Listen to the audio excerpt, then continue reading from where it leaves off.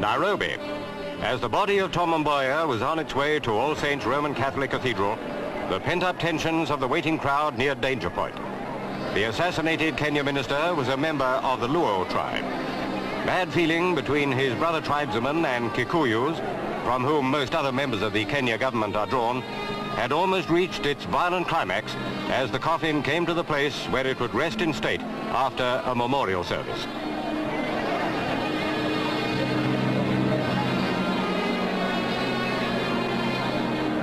Mourners in their thousands wept unashamedly, sharing the grief of Mrs. Mboya and her children as they entered the cathedral.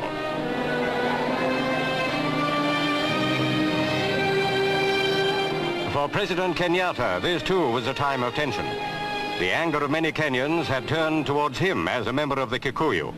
Mboya, if he had lived, would probably have been the presidential successor. Kenya at this time was a nation in ferment.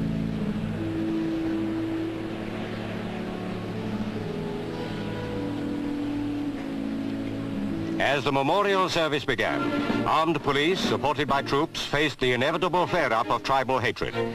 Spurred on by their grief, Luos clashed with Kikuyus, while the forces of law and order fought to keep control.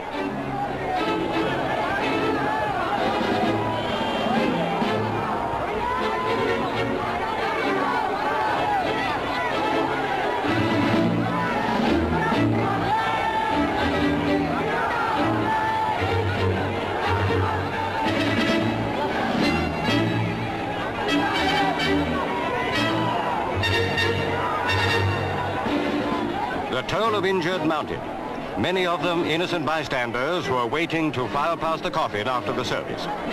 As he left the cathedral, President Kenyatta was ringed by a tight cloak of security. The widow and her children left behind a husband and father whose untimely death had sparked off a surge of tribal violence which seemed set to have wide internal repercussions.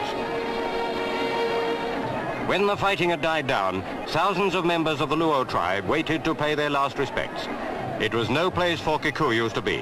Grief had brought hatred.